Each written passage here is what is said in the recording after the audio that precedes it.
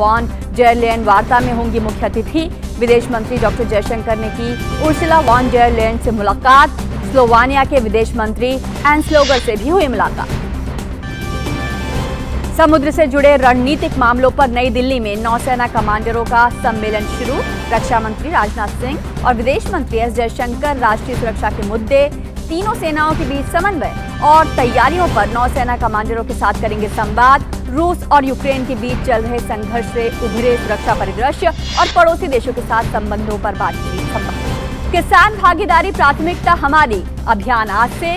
कृषि और किसान मंत्रालय आजादी का अमृत महोत्सव के अंतर्गत अभियान का कर रहा है आयोजन। अन्य मंत्रालयों और विभागों के सहयोग से 30 अप्रैल तक चलेगा अभियान।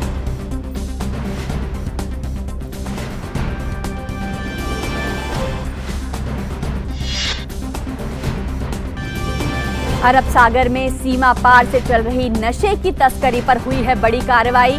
भारतीय तटरक्षक बल ने गुजरात एटीएस के साथ संयुक्त अभियान में गुजरात के तट पर पकड़ी करीब 300 करोड़ रुपए मूल्य की हेरोइन।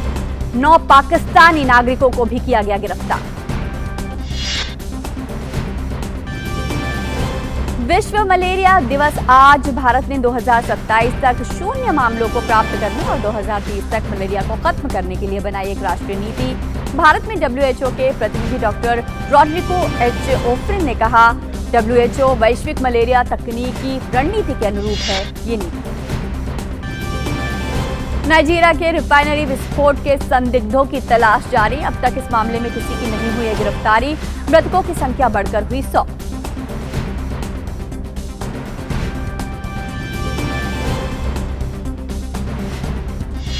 और खेल की दुनिया में IPL में आज 4 बार के चैंपियन चेन्नई का मुकाबला पंजाब से। प्लेऑफ की रेस के लिए चेन्नई के लिए जीत बेहद जरूरी।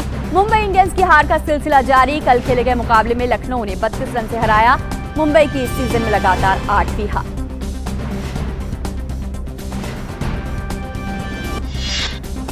और खेलो इंडिया यूनिवर्सिटी गेम्स का दूसरे दिन का तैराकी स्पर्धा के साथ हुआ आगाज। विवर्षा, शिवा श्रीधर और शुभम दयागुड़े ने अपनी अपनी स्पर्धाओं में जीता स्वर्ण।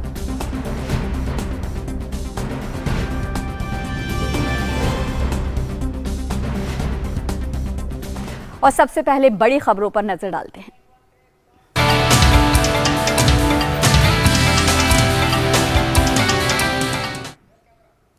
प्रधानमंत्री नरेंद्र मोदी आज 7वें रायसीना डायलॉग का उद्घाटन करेंगे। आज से 27 अप्रैल तक चलने वाले डायलॉग में यूरोपीय संघ की अध्यक्ष उर्सुला वॉन डेर लेयन वार्ता में मुख्य अतिथि होंगी।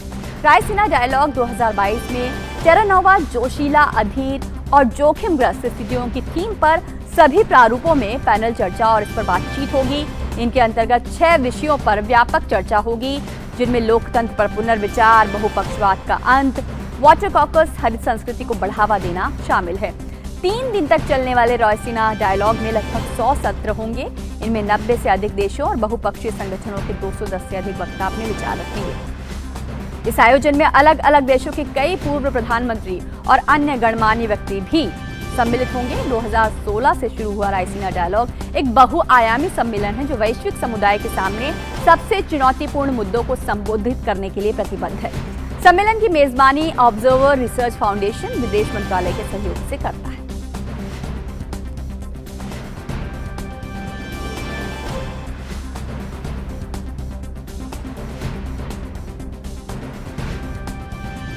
आज से रायसीना डायलॉग की शुरुआत हो रही है।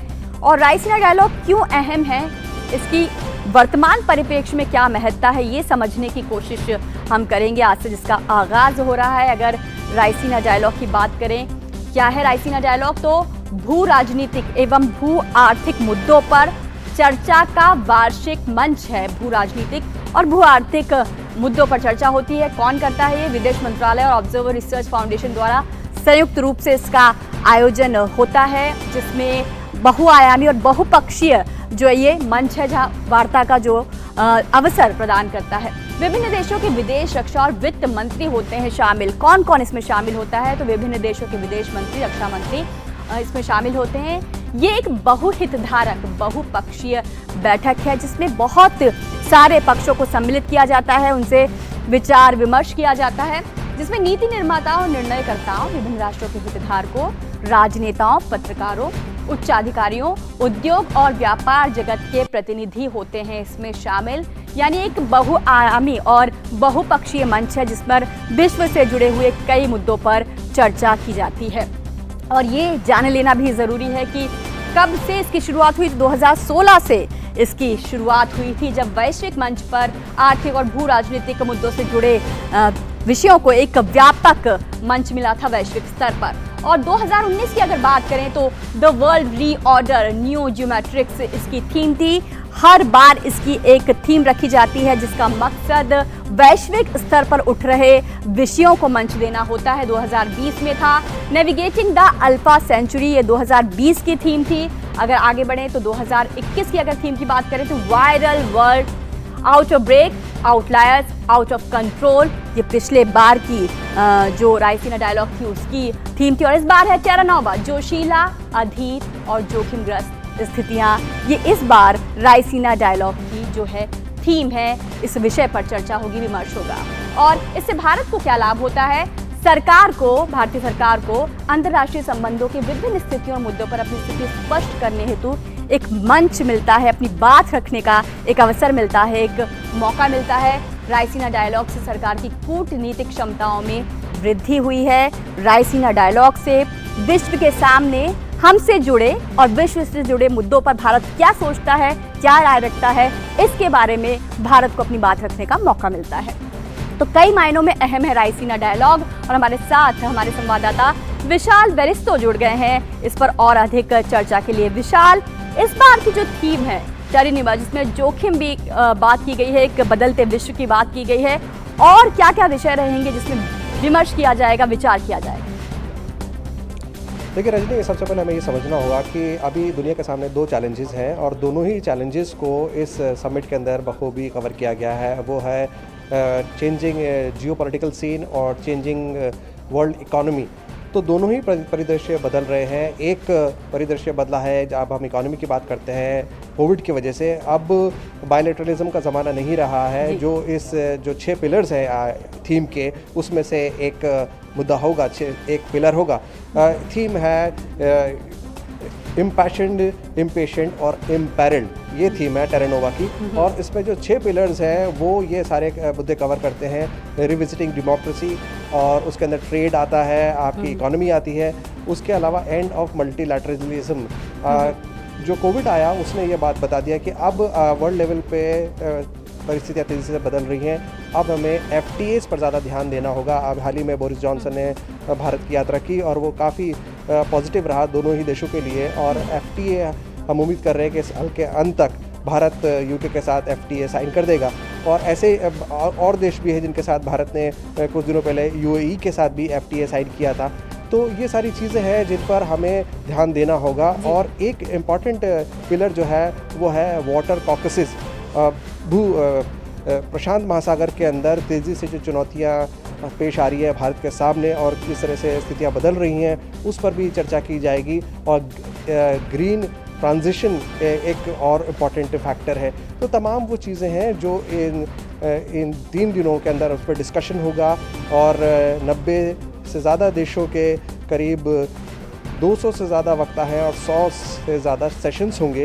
तो ये तमाम चीज़ें कवर की जाएगी। और देखने वाली बात यह है कि इसके अंदर कौन कौन लोग आ रहे हैं। EU की जो प्रेसिडेंट है वो इसमें चीफ गेस्ट रहेंगी। आपने बताया दर्शकों को अर्सुला वॉन डेर लेyen वो इसकी चीफ गेस्ट रहेंगी। उसके अलावा बहुत से पूर्व प्रधानमंत्री भी रहेंगे। और इंटरेस्टिंग बात यह है कि जो कंट्रीज़ इसमें पार्टिसिपेट कर रहे हैं, जो अपने मौजूदा मिनिस्टर्स को और प्राइम मिनिस्टर्स को भेज रहे हैं, उसमें अर्जेंटीना, आर्मीनिया, पोर्चुगल और नेदरलैंड्स के उप प्रधानमंत्री भी इसमें पार्टिसिपेट कर रहे हैं, जो वहाँ के विदेश मंत्री भी हैं। और मेरी जब उनसे बातचीत हुई थी राष्ट्रपति की यात्रा के दौरान नेदरलैंड्स में, तो उन्होंने कहा था कि मैं बहुत उत्सुकता से इस मीटिंग का इंतज़ार कर रहा हूँ और मैं अपने दोस्त जयशंकर के साथ बातचीत के लिए बहुत उत्सुक हूँ।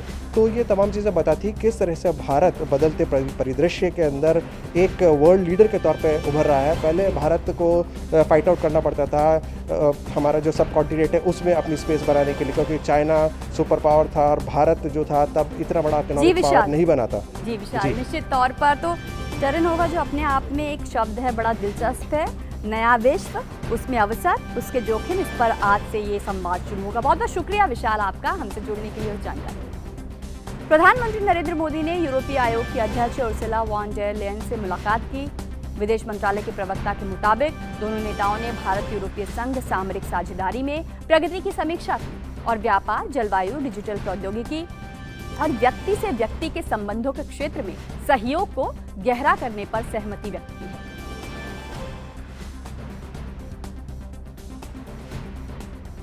दोनों नेताओं ने भारत ईयू सामरिक साझेदारी में अपनी परस्पर भागीदारी बढ़ाने की बात कही। व्यापार, जलवायु, डिजिटल प्रौद्योगिकी विषयों पर चर्चा हुई है और आपसी संबंधों के क्षेत्रों में सहयोग को कैसे गहरा किया जाए, इस पर भी बातचीत हुई है।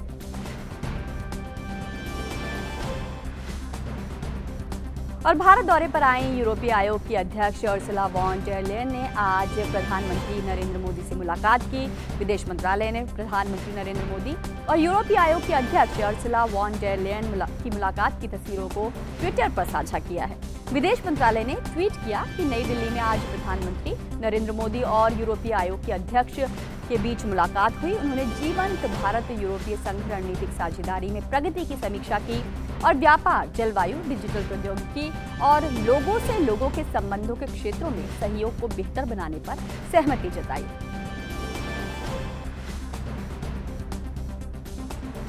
और इससे पहले यूरोपीय आयोग की अध्यक्ष उर्सुला वॉन डेर लेयन ने विदेश मंत्री डॉक्टर एस जयशंकर से भी मुलाकात की।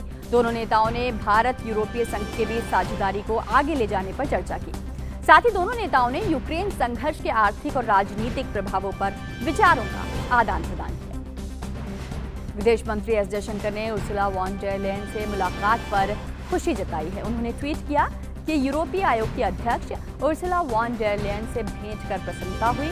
भारत ईयू साझेदारी को आगे बढ़ाने पर चर्चा की गई। साथ ही यूक्रेन संघर्ष के आर्थिक और राजनीतिक प्रभावों पर विचारों का आदान प्रदान किया गया।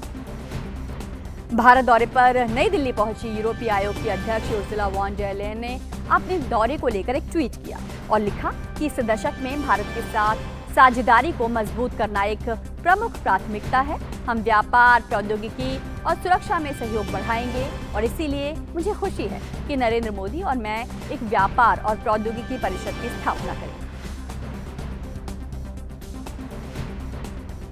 और इससे पहले यूरोपीय आयोग की अध्यक्ष उर्सुला वॉन डेर लेयन ने आज सुबह राजघाट जाकर बापू को श्रद्धांजलि अर्पित की। साथ ही उन्होंने आगंतुक पुस्तिका में अपने विचार भी साझा किए। उन्हें बापू की प्रतिमा भी भेंट स्वरूप प्रदान की गई। उर्सुला वॉन डेर लेयन 2 दिन के भारत दौरे पर दिल्ली में हैं। वे आज रायसीना डायलॉग के उद्घाटन सत्र में मुख्य अतिथि के रूप में भाषण देंगे।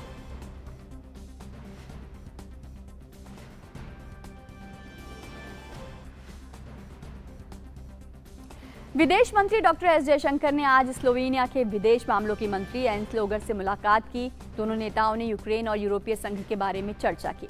विदेश मंत्री डॉक्टर एस जयशंकर ने यूक्रेन और यूरोपीय संघ के मुद्दे पर स्लोवेनिया के विदेश मंत्री के दृष्टिकोण की सराहना की। स्लोवेनिया के विदेश मंत्री अंतर्राष्ट्रीय सम्मेलन रायसीना डायलॉग में भाग लेने के लिए भारत दौरे पर आए हुए हैं। और अब बात करते हैं ताजा खबर की।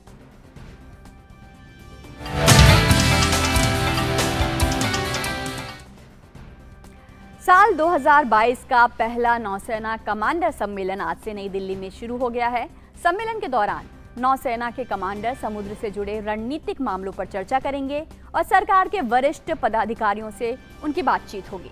रक्षा मंत्री राजनाथ सिंह और विदेश मंत्री एस जयशंकर राष्ट्रीय सुरक्षा के मुद्दे पर नौसेना कमांडरों के साथ संवाद करेंगे।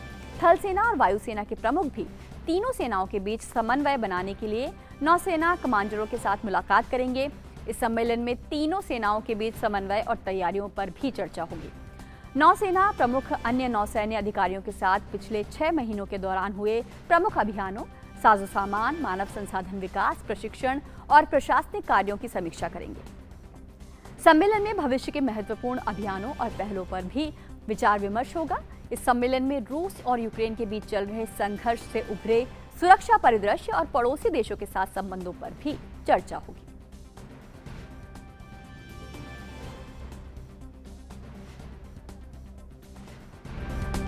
नौसेना कमांडर सम्मेलन आज से नई दिल्ली में शुरू। भविष्य के महत्वपूर्ण अभियानों पर और सेनाओं के बीच समन्वय पर चर्चा होगी। और रुक करते हैं अगली खबर का। महाराष्ट्र में भाजपा नेता किरीट सोमैया पर हमले के सिलसिले में भाजपा मुंबई के उच्च स्तरीय प्रतिनिधिमंडल ने नई दिल्ली में आज गृह सचिव से मुलाकात की है। इस प्रतिनिधिमंडल में किरीट सोमैया, मिहिर कोटेचा, सुनील राणे और अन्य नेता भी शामिल हैं। मुलाकात के बाद किरीट सोमैया ने कहा कि गृह सचिव ने आश्वस्त किया है कि स्थिति का हम गंभीरता से अध्ययन कर रहे हैं और जरूरत पड़ने पर दिल्ली से एक दल मुंबई भी जाएगा। किरीट सोमैया, जिसको 1.5 कैटेगरी सिक्योरिटी केंद्र सरकार ने दी है, उनको पुलिस स्टेशन के परिसर में पुलिसों के उपस्थिति में उनके सहकार्य से 70-80 शिवसेना के गुंडे उनका जान लेने का प्रयास करते हैं। उसके लिए स्पेशल टीम भेजनी चाहिए। परिस्थिति चर्चा चिंताजनक है। गृह सचिव जी ने हमें आश्वस्त किया है कि इस विषय का हम गंभीरता से स्टडी कर रहे हैं। आवश्यकता पड़ी तो यहाँ की टीम भी वहां जाएगी। और भाजपा नेता किरीट सोमैया पर हमले के सिलसिले में भाजपा नेता और महाराष्ट्र विधानसभा के नेता प्रतिपक्ष देवेंद्र फडणवीस ने केंद्रीय गृह सचिव को पत्र लिखकर खार थाने के बाहर भाजपा के पूर्व सांसद किरीट सोमैया पर शिव सैनिकों द्वारा जानलेवा हमले पर कठोर कार्रवाई की मांग की है। और इस वक्त वे संबोधित कर रहे हैं, सीधे उनकी बात सुनते हैं। हमला किया जाता है, उनके घर में पुलिस भेजकर उनको अरेस्ट किया जाता है।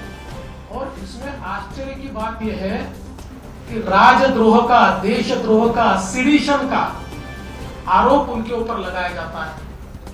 अगर हनुमान चालीसा बोलना ये देशद्रोह होगा, ये राजद्रोह होगा, तो हम में से हर व्यक्ति ये राजद्रोह करेगा। हम सारे के सारे हनुमान चालीसा बोलेंगे